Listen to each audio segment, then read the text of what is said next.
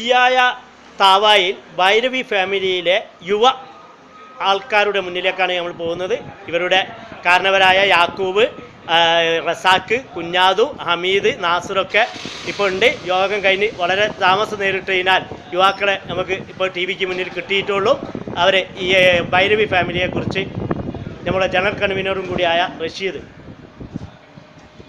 ഫാമിലിയിലെ ഭൈരവിയുടെ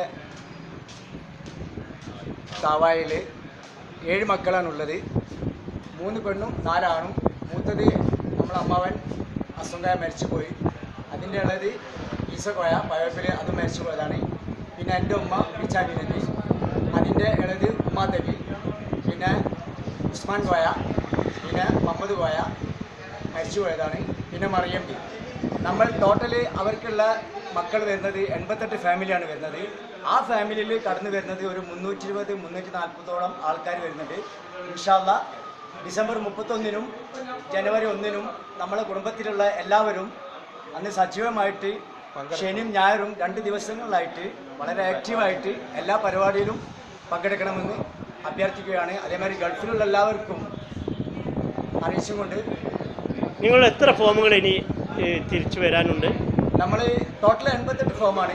അതിൽ 2 ക്യാൻസലേഷനാണ്, 2 നമുക്ക് ബാക്കി പെൻഡിങ് ഉള്ളത്. അതിനെ പറ്റിയിട്ട് നമ്മൾ അതിൻ്റെ മെമ്പറോട് അറിയിച്ചിട്ടുണ്ട്. എത്രയും പെട്ടെന്ന് തന്നെ 2 ഫോമിൻ്റെ കാര്യങ്ങൾ ക്ലിയർ ആവും. പിന്നെ എന്ത് പരിപാടി ഉണ്ടെങ്കിലും അതൊക്കെ മാറ്റി വെച്ചിട്ട് അന്നത്തെ ഡിസംബർ 31-നും ജനുവരി 1-ലേക്കുള്ള പരിപാടിയിൽ എല്ലാവരും വളരെ ആക്റ്റീവായിട്ട് പങ്കെടുക്കണമെന്നും ഇത് വിജയിപ്പിക്കണമെന്നും എല്ലാവരോടും അഭ്യർത്ഥിക്കുന്നു. ഓക്കെ, ഭൈരവി ഫാമിലി കൊശാനി ടി വിയുടെ അഭിനന്ദനങ്ങൾ.